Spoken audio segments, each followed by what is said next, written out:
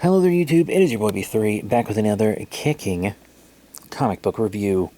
We have reviewed everything leading up to this point, and I'm very happy to say we are finally reviewing Batman Battle for the Cowl, Arkham Asylum, #1 one-shot from June 2009. Yes, by David Hine and Jeremy Haun.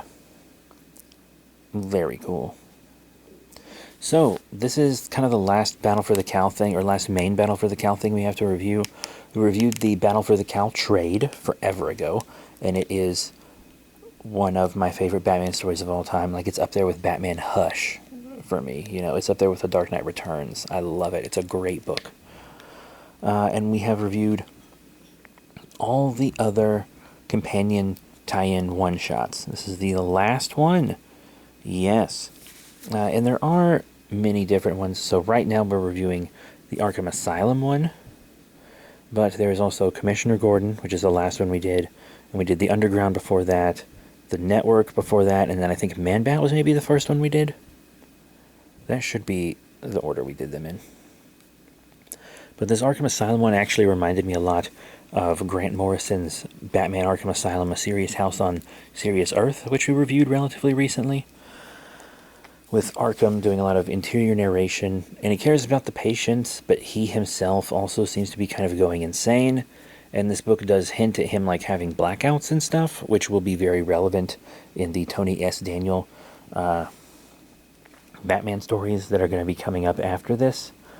But there are a few patients in particular that he works with that are kind of in solitary, but one is the Faceless Man. His face was kind of ripped off by his father on accident. But Dr. Arkham has taught him to paint his feelings, specifically on the blank canvas that is his face. And there's a guy called Narcissus, and he's just obsessed with himself. And no one really knows who he is, but he seems pretty harmless.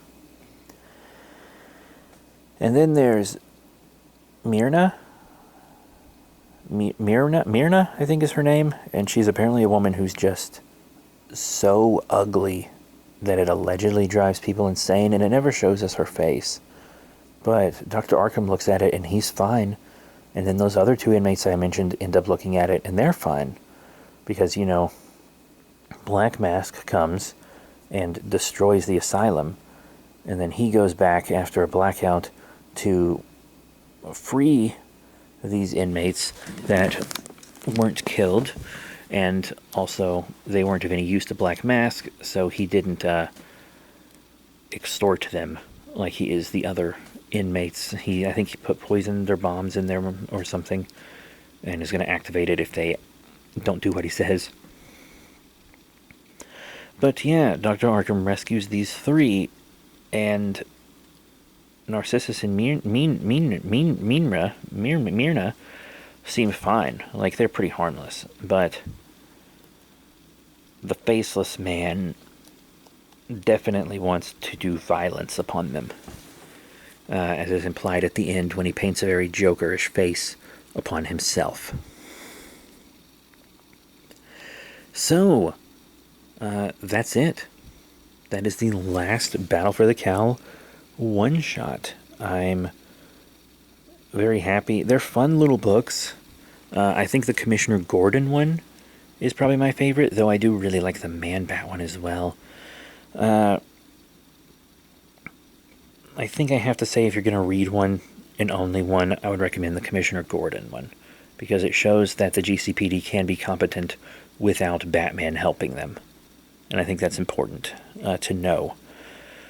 But if you want to read just Battle for the Cowl, along with the other Grant Morrison and Tony S. Daniels Batman stuff, you don't need these one-shots. They're not super necessary.